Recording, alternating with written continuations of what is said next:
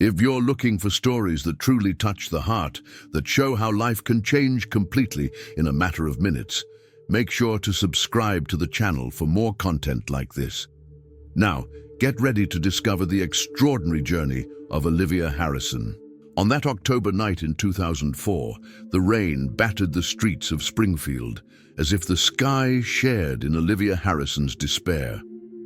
At just 17, she wandered aimlessly, dragging a small wheeled suitcase that held everything she had managed to gather in the 10 minutes given by her father. Her brown hair clung to her wet face. Whether from tears or rain, she could no longer tell. 3 hours earlier, Olivia had sat in the imposing living room of the Harrison mansion, summoning all the courage she could muster. The positive pregnancy test burned in her pocket like a live ember.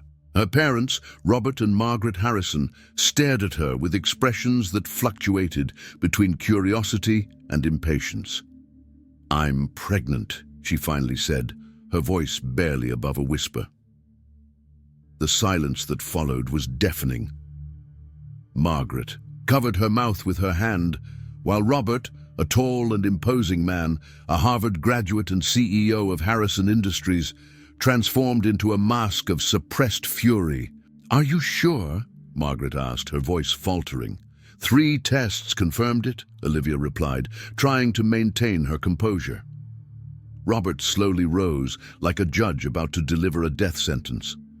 "No daughter of mine," he started, his voice dangerously calm. "No Harrison would be so common, so ordinary." He walked over to the sideboard, where a family photo rested in an elegant silver frame. With a deliberate motion, he turned the picture upside down. "You have 10 minutes to pack your bags and leave this house," Robert declared. "From now on, you are no longer a Harrison." "Dad, please," Olivia pleaded, tears streaming down her face. "It's Owen. He's going to Stanford next semester. We can—" "Owen Blake?" Margaret interrupted, her tone now laden with contempt. "The Blakes have a reputation to uphold, just like we do. I'm sure they're already dealing with this unpleasant situation." Olivia felt as if she had been punched in the stomach. "What do you mean?" "I called his mother as soon as I suspected," Margaret revealed coldly. "Their lawyers are already handling it. His future at Stanford won't be compromised by a mistake." The revelation struck Olivia like lightning. She hadn't even had a chance to tell Owen in person. When she tried calling him later, she discovered her number had been blocked. Now, 3 nights later, after sleeping on park benches, hiding from the rain under awnings, and feeling the first signs of fever, Olivia staggered along the sidewalk of a middle-class neighborhood. Her stomach growled with hunger, and the feeling of dizziness intensified with each step. When her knees finally gave way, she collapsed near a light blue wooden gate. It was then that the door of the house opened, revealing a gray-haired woman with kind eyes. Elena Rossi, 70 years old and a widow, observed the young girl lying in front of her home for a few seconds before rushing to her side, ignoring the rain soaking her robe. "My God, child, what happened to you?" Elena exclaimed, kneeling beside Olivia with difficulty. "I have nowhere to go," Olivia whispered before darkness enveloped her completely. Olivia awoke wrapped in soft blankets, on a single bed with floral sheets. The aroma of chicken soup filled the air, and a cool compress rested on her forehead. For a brief moment, she thought she was home, being cared for by her mother during a childhood fever. Then, the memories of the past few days hit her like an avalanche. "Oh, you're awake," said a gentle voice. Elena Rossi entered the room carrying a tray with a steaming bowl of soup, a glass of water, and some pills. Her face, marked by wrinkles that testified to decades of kind expressions, bore a welcoming smile. "You had a high fever, dear. I almost called an ambulance, but we managed to control it with compresses and medication." "How long?" Olivia asked, her voice hoarse. 2 days, Elena replied, placing the tray on the nightstand. "You need to eat now. Think of the baby." Olivia froze. "How do you know?" Elena smiled tenderly. "I called my friend Dr. Martha to examine you. Don't worry, she's discreet and confirmed that the baby is fine despite your condition." Tears began to stream down Olivia's face. "I don't know what to do. My parents kicked me out. The baby's father abandoned me. I have no money. I didn't finish school." Elena sat on the edge of the bed and held Olivia's hands in hers. There was something in her eyes, a mix of pain and understanding that transcended words. "5 years ago," Elena began, her voice heavy with contained emotion. "My daughter Sophia was coming home after finding out she was pregnant. She had gone to the doctor alone, wanting to surprise me with the news when she got home." Elena paused, taking a deep breath. "There was an accident, a drunk driver. I lost my daughter and my unborn grandchild." Olivia felt a lump in her throat. "I'm so sorry." "Life is strange in its ways," Elena continued. "Maybe you fainted at my door by chance, or maybe it's something more." She gently squeezed Olivia's hands. "You can stay here for as long as you need. No conditions, no questions. This room was Sophia's." "But you barely know me," Olivia weakly protested. Elena smiled, a smile that carried decades of wisdom. "Everyone deserves a second chance, dear. I own 3 restaurants in the city that I've managed since my husband passed away 15 years ago. I can teach you the business if you'd like. We can find a way together." That night, for the first time since discovering her pregnancy, Olivia slept deeply, free from nightmares. Beside her on the nightstand was a small photograph of a smiling young woman with the same kind eyes as Elena, Sophia, the daughter she would never know, but whose absence opened the door for Olivia to find a new home. 6 months passed with surprising speed. Olivia's belly grew day by day as she absorbed everything Elena taught her. In the mornings, she studied to earn her diploma through a young mother's education program.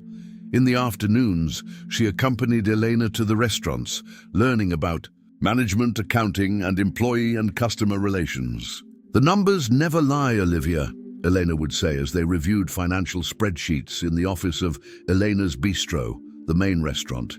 "But people? People are complicated.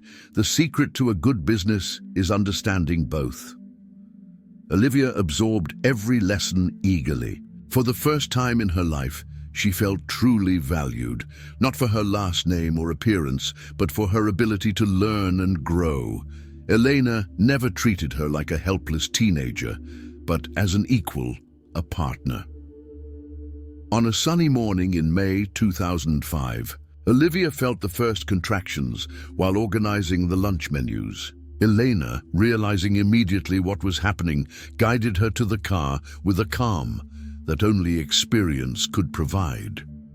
"Breathe, dear," she instructed during the drive to the hospital. "Remember what we learned in birthing classes."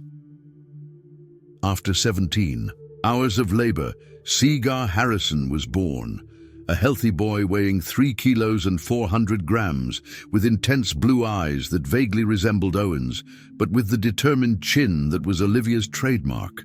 "Seagar," Elena murmured, holding the newborn with reverence. "A strong name." "It was your husband's name," Olivia explained, her voice choked with emotion. "I found it in an old photograph, if you don't mind." Elena's eyes filled with tears. "It's perfect," she whispered. "Absolutely perfect." As she watched Elena cradle her son, Olivia thought of her own parents who would never know this moment. A pang of sadness washed over her, but it was quickly replaced by gratitude. Her family was now small and unlikely, but it was real and based on something deeper than blood ties. The following years were filled with intense learning and growth. Seagar showed extraordinary intelligence from an early age. He began to walk at just 9 months, spoke clearly before turning 2, and, to the astonishment of his teachers, learned to read by himself at the age of 3. "He's special," Dr. Martha commented during a routine checkup when Seagar was 5. "You should consider programs for gifted children." Olivia, now 22 and graduated in business administration, looked at Elena, who nodded encouragingly. Together, they researched the best educational options for Seagar, determined to nurture his extraordinary potential without putting pressure on him. Meanwhile, Olivia gradually took on more responsibilities at Elena's restaurants. By the age of 25, she effectively became the main manager, implementing innovations that attracted a younger clientele without alienating long-time loyal customers. On a quiet afternoon, while Olivia and Elena enjoyed tea in the backyard garden, watching Seagar, now 8, engrossed in an advanced anatomy book, Elena made a revelation. "I'm getting older, dear," she said, looking at her wrinkled hands. "I won't be here forever." "Don't say that," Olivia protested, holding Elena's hand. "It's the reality of life," Elena replied calmly. "But I want you to know I've taken care of everything. The restaurants will be yours and Seagar's when I'm gone. And there's more. Savings, investments, you'll be secure." Olivia felt tears in her eyes. "We're not with you for that." "I know, my dear," Elena smiled. "That's exactly why you deserve it. But there's something I need to tell you." Elena then revealed that she had hired a lawyer named Lance Mitchell to update her will. "He's young, but very competent," she explained. "And more importantly, he has integrity. I trust him to protect you when I'm no longer here." What Elena didn't mention that day was that she had also instructed Lance to periodically investigate the Harrisons and Owen Blake, anticipating that one day, when Seagar began to excel, they might resurface. Lance Mitchell's office was located in downtown Springfield, in an old building with tall windows and a wooden floor that creaked softly underfoot. When Olivia first entered that space, holding Seagar's hand, then 16, she felt a strange familiarity, as if she were destined to be there.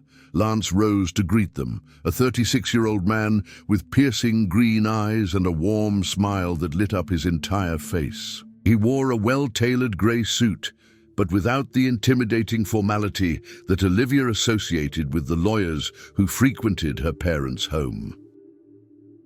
"Ms. Rossi," Lance greeted, extending his hand to Elena, "and you must be Olivia. Elena speaks very highly of you." When their eyes met, something indefinable passed between them, a silent recognition, as if they had known each other from somewhere. "And this bright young man must be Seagar," Lance continued, turning to the teenager. "I hear Harvard is eager to welcome you next semester." Seagar, tall for his age, with features that vaguely resembled Owen Blake, but with Olivia's determined eyes, smiled shyly. "I'm still getting used to the idea," he admitted. In the following weeks, Lance worked closely with Elena to finalize her will and organize her businesses.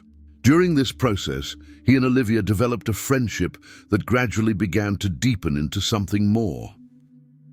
"He likes you," Elena observed one night as she and Olivia washed the dishes after dinner. "He's just being nice," Olivia replied, feeling her cheeks flush. "Dear, I'm 70 years old. I'm not blind," Elena laughed. "And you deserve to be happy." The romance between Lance and Olivia blossomed slowly, with walks in the park, discreet lunches, and long conversations about books, movies, and dreams. For the first time since her teenage years, Olivia allowed herself to be vulnerable with a man, sharing not only her story but also her deepest fears. "Sometimes I'm afraid they'll come back one day," she confessed during a sunset stroll. "My parents or Owen, that they'll want to be part of Seagar's life now that he's starting to shine." Lance stopped walking and held Olivia's hands between his. "If that happens, I'll be by your side," he promised. "You three, Olivia, Seagar, and Elena, have built something precious together. No one has the right to just show up and claim a place in that." To Seeger, Lance quickly became the father figure he had never had. Together, they discussed hypothetical legal cases, debated medical ethics, Seeger's passion, and occasionally escaped to basketball games. "He's different from the other men I've met," Seeger commented to Olivia after one of those games. "He really cares about us." When the time came for Seeger to leave for Harvard at 17, a small farewell ceremony was held in the garden of the house. Elena, now 87 but still vigorous, watched proudly as the young man she considered her grandson in every way that mattered. "Remember," she said, holding Seeger's face between her wrinkled hands, "no matter where you go or what you achieve, this will always be your home." That night, after Seeger went upstairs to finish packing, Lance surprised everyone by formally asking Eleanor for permission to court Olivia. "I know it may seem old-fashioned," he said nervously for the first time since they met, "but you are the matriarch of this family, and your respect means a lot to me." Eleanor smiled, tears of happiness sparkling in her eyes. "You already have my blessing, dear. In fact, I've been rooting for this for some time." Time passed with the inevitability of the seasons. Seeger excelled at Harvard, simultaneously completing courses in medicine and molecular biology at record speed. By 20, he became the youngest head of cardiac surgery in state history, developing a revolutionary technique that dramatically reduced recovery time in bypass surgeries. His meteoric rise did not go unnoticed by the press. The Springfield Chronicle published a cover story titled "The Prodigy of Springfield, The Extraordinary Journey of Dr. Seeger Harrison." The article traced his trajectory from early childhood to his academic and professional achievements, briefly mentioning the challenging circumstances of his birth and the pivotal role of Elena Rossi and Olivia Harrison in his upbringing. It was this article that finally brought the ghosts of Olivia's past back into her life. On an autumn morning, while Olivia reviewed the month's accounts in the main office of Elena's Bistro, now a successful chain of 5 restaurants, her assistant announced unexpected visitors. "Ms. Harrison, there's a couple insisting to see you," the young woman said, visibly uncomfortable. "They claim to be your parents." Time seemed to freeze. Olivia felt her heart race and her hands go cold with sweat. For a moment, she considered refusing the visit, pretending she wasn't available. But 20 years of growth under Elena's tutelage had taught her to face challenges head-on. "Let them in, Clara," she instructed, unconsciously adjusting the pearl necklace Elena had given her on her 30th birthday. Robert and Margaret Harrison entered the office as if they were making a grand concession just by being there. Robert, now completely grey-haired, maintained his usual rigid posture, though his shoulders seemed more hunched. Margaret, visibly thinner and with a face marked by wrinkles that expensive makeup tried to disguise, clutched a Hermes bag too tightly. "Olivia," Robert said, his voice still carrying that authority that once made her tremble. "You are, well, I'm great," Olivia replied calmly without standing. "What can I do for you?" Margaret stepped forward, her eyes scanning the elegant office. "We saw the article about Seeger, our grandson." The use of the possessive pronoun hit Olivia like a slap, but she maintained her composure. "Seeger is an extraordinary young man," she replied with studied neutrality. "I'm very proud of him. We'd like to meet him," Robert declared. "It's our right as grandparents." Olivia felt a wave of anger rise within her, but she took a deep breath, remembering Elena's teachings on emotional control in difficult negotiations. "You renounced that right 20 years ago," she said, her voice firm, "when you gave me 10 minutes to pack my bags and leave home, pregnant and with nowhere to go." Margaret waved her hand in the air as if shooing away an inconvenient fly. "We were young and impulsive. We made a mistake." "You were almost 50, Olivia corrected. "I was 17. "The past is the past," Robert interjected. "We're here to reconnect with our family, to meet our brilliant grandson." It was then that Olivia noticed something she hadn't initially perceived, a subtle look of triumph in her mother's eyes, an overconfidence that did not fit the situation. They had a plan, she realized. This was not about reconciliation. It was about something more. Why now? Archie asked directly. Why after 20 years of silence? The brief glance her parents exchanged confirmed her suspicions. We learned of Elena Rossi's passing last week, Margaret said, trying to sound condoling. Our heartfelt condolences. She seems to have been a decent person. Olivia felt as if she had been punched in the stomach. Elena had passed away peacefully in her sleep 2 months prior, surrounded by Olivia, Seeger, and Lance, who was now officially her boyfriend. The pain of the loss was still fresh, but there was also acceptance and gratitude for the wonderful 17 years they had shared. Elena passed away 2 months ago, Olivia corrected, and she was much more than a decent person. She was the mother I lost and the grandmother Seeger deserved.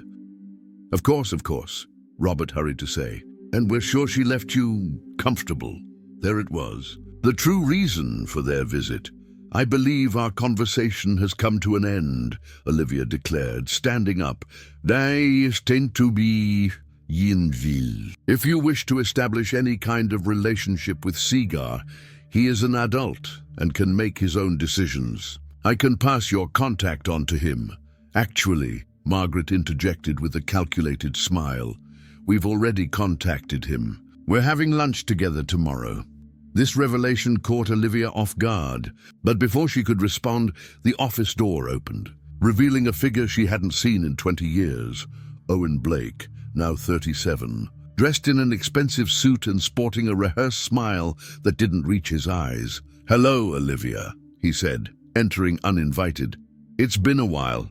The ballroom of the Grand Hotel Springfield sparkled under the crystal chandeliers for the annual Springfield Memorial Hospital Charity Gala. 500 guests in formal attire mingled, including renowned doctors, local philanthropists, politicians, and prominent community figures.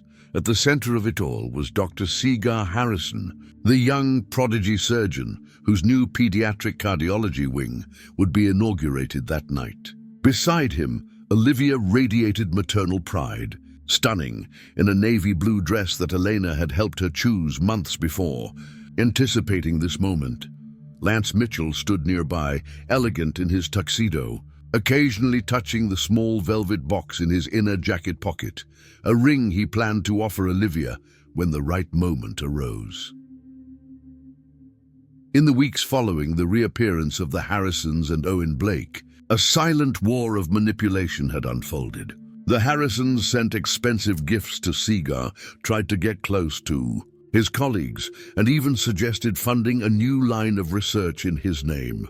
Owen, who now worked as a special consultant for the Harrisons, made several attempts to get close to Seeger, claiming he wanted to meet the son he never knew, a blatant lie that Olivia promptly exposed with old emails she had preserved. What none of them knew was that Elena, in her wisdom, had anticipated something like this many years before. When she last updated her will, she left not only her material possessions to Olivia and Seeger, but also a sealed envelope with specific instructions. Open only if Robert and Margaret Harrison or Owen Blake attempt to re-enter your lives. The contents of that envelope changed everything. Now, in the center of the ballroom, hospital director Dr. James Wellington lightly tapped a champagne glass to draw the crowd's attention. Ladies and gentlemen, welcome to our annual gala, he began. This evening is particularly special as we celebrate not only the advances in medicine, but also the extraordinary people who make those advances possible. At the back of the room, Olivia noticed the late arrival of the Harrisons, accompanied by Owen Blake. They smiled confidently, like predators certain of their prey, and began to strategically circulate through the crowd.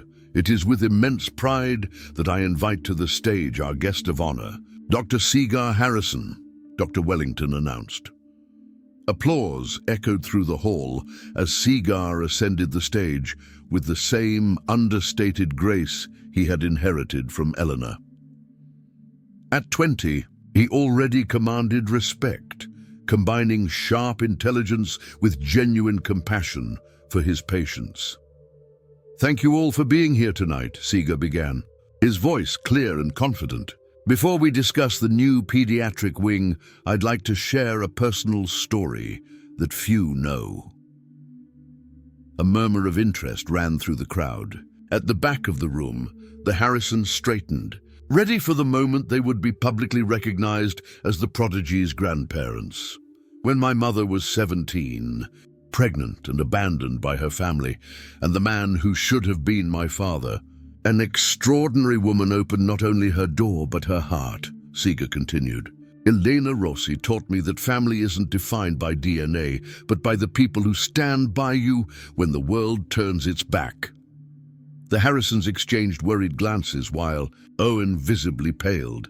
"Elena left us 2 months ago, but her legacy of unconditional love and unwavering integrity remains. In her honor, in addition to the new pediatric wing, I'm pleased to announce the creation of the Elena Rossi Foundation for Teen Mothers." Enthusiastic applause filled the room. "This foundation," Seeger continued, "will provide housing, childcare, job training, and 10 full college scholarships for medical school. Because everyone deserves a second chance, as Elena used to say." At that moment, Lance discreetly stepped onto the stage, handing Seeger an elegant binder. The Harrisons began to move toward the stage, feeling that their moment had arrived. "Unfortunately," Seeger continued, his tone subtly shifting, "not all stories have noble characters. Recently, people who abandoned my mother in her most vulnerable moment have tried to re-enter our lives." He paused significantly, not out of love or genuine remorse, but out of interest in the assets left by Elena. A tense silence fell over the hall. Television cameras, present to cover the charity event, now focused intently on the young doctor, Robert and Margaret Harrison, my biological grandparents, and Owen Blake. "My biological father, I know you're here tonight," Seeger declared, his voice firm and clear. "Perhaps you'd like to come up to the stage." Caught off guard and with all eyes on them, the three had no choice but to awkwardly step forward. "These 3 people," Seeger explained to the attentive audience, "recently conspired to contest Elena's will, claiming that she exerted undue influence over my mother and me." Lance took the microphone. "As counsel for the Rossi Harrison family, I would like to present some documents." He projected copies of the parental rights waiver signed by the Harrisons 20 years earlier on the large screen behind the stage. "This document, signed by the Harrisons, explicitly renounces all parental rights in perpetuity over Olivia and any child she may have." He then projected recent emails exchanged between the Harrisons and Owen. "And these emails, legally obtained, detail the strategy to," I quote, "recover the old lady's assets, with the promise of 10% of the recovered assets for Mr. Blake for his assistance in manipulating the situation." Murmurs of outrage spread through the crowd. Elena anticipated that this could happen one day. Olivia interjected, stepping onto the stage, and left a message for this specific occasion. The screen behind them changed to show the smiling face of Elena in a video recorded just a few months before her death. Her eyes, still bright and perceptive despite her advanced age, looked directly into the camera. "If this message is being played," Elena began in a calm, firm voice, "it means my suspicions were correct. Robert and Margaret Harrison, along with Owen Blake, resurfaced when they realized there was something to gain." She paused slightly, adjusting her glasses. "I want you to know that I left a specific clause in my will, explicitly excluding any biological family member who abandoned Olivia or Seeger in the past. My lawyers have all the necessary documentation to ensure that my wishes are respected." Elena leaned slightly forward, her gaze intensifying. "Family isn't about DNA. It's about presence. It's about who stands by your side when everyone else leaves. It's about who holds your hand during the tough nights and celebrates your achievements with genuine love." Her voice choked slightly. Olivia and Seagar are my true family, just as Lance has protected and loved them as they deserve." The room remained in absolute silence, all captivated by the dignity and wisdom of that lady who, even after departing, still protected her loved ones. To conclude, Eleanor continued in the video, "I'd like to say to the Harrisons and Owen Blake, you had your chance and made your choice. Now live with the consequences. And to Olivia and Seagar, you were the greatest blessing of my life. Continue to build something beautiful from what they tried to break." When the video ended, there wasn't a dry eye in the room. Robert and Margaret Harrison, as well as Owen Blake, remained paralyzed on stage, exposed in their greed and manipulation in front of 500 elite Springfield residents and television cameras broadcasting live. Lance stepped forward again, this time holding official documents. "As a final part of this presentation, I would like to inform you that we are officially issuing restraining orders against the Harrisons and Mr. Blake, prohibiting them from attempting any future contact with the Rossi Harrison family." He handed the documents to a judge who was discreetly waiting by the side of the stage. The three tried to protest, but their microphones had already been turned off, and event security appeared to escort them out under the disapproving gaze of the crowd. Dr. Wellington skillfully regained control of the situation. "Well, that was unexpected, but perhaps it reminds us that medicine is not just about science, but also about humanity. Dr. Harrison is not only a brilliant surgeon, but a young man who understands the value of compassion because he has experienced it firsthand." He turned to Seagar. "Now let's proceed with the inauguration of the pediatric wing." The rest of the night unfolded as planned, with the ribbon-cutting ceremony, tours of the new facilities, and record fundraising for hospital causes. But the true impact of the confrontation was felt in the weeks that followed. Harrison Industries suffered a 30% drop in stock after the incident's broadcast. The board, concerned about the company's public image, removed Robert Harrison from the CEO position. As for Owen Blake, his career as a corporate strategy consultant was effectively ruined once the recording of the event went viral on social media. As they learned later from old acquaintances, the Harrisons eventually moved to Arizona, living in Margaret's sister's guest house, a modest existence that starkly contrasted with their previous lifestyle. Epilogue. The Full Circle. 6 months after the charity gala, Olivia organized a special dinner at the main restaurant, now renamed Elena's Legacy. Decorated with fresh flowers and illuminated by candles, the intimate setting hosted only the most important people in her life: Seagar, Lance, and Dr. Martha, the doctor who had been with her since her pregnancy and had become a dear friend. "Thank you all for coming tonight," Olivia said, raising her champagne glass. "I wanted to celebrate some wonderful news with you." She shared the success of the Elena Rossi Foundation, which had already welcomed 12 teenage mothers into its first residence, with plans for expansion in the coming year. "And also," Seagar continued, "I wanted to share that my surgical technique has been officially approved for pediatric use. Now we can help children with complex heart conditions with 60% less recovery time." Applause and congratulations filled the room, while Lance watched Olivia with an enigmatic smile. "You're strangely quiet tonight," she observed, touching his hand across the table. "Just absorbing everything," he replied. "How life takes us down unexpected paths." "Eleanor always said life has its own wisdom," Olivia remarked. "Places were meant to be, people were meant to meet." Lance nodded, his gaze intensifying. "Speaking of which," Olivia gently interrupted him, placing a finger over his lips. "Actually, I have a question for you."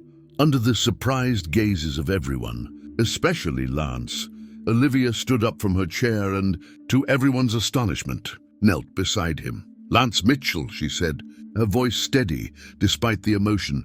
"You've taught me that we can rewrite our stories, that the past doesn't define our future.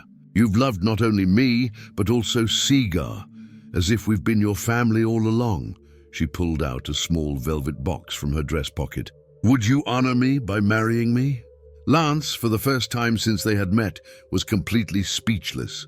His green eyes filled with tears as he alternated his gaze between the box in her hand and Olivia's anxious face. Then, through her confusion, he began to laugh, a warm, genuine, joy-filled laugh. "What's wrong?" Olivia asked, uncertain. Still laughing, Lance reached into the inner pocket of his jacket and pulled out his own velvet box. "Great minds think alike," he said, opening the box to reveal a solitary diamond ring. Seagar and Dr. Martha erupted in laughter and applause, while Olivia and Lance looked at each other, both now on their knees, holding ring boxes out to one another. "Yes," Lance finally replied. "1,000 times yes." "I do too," Olivia whispered.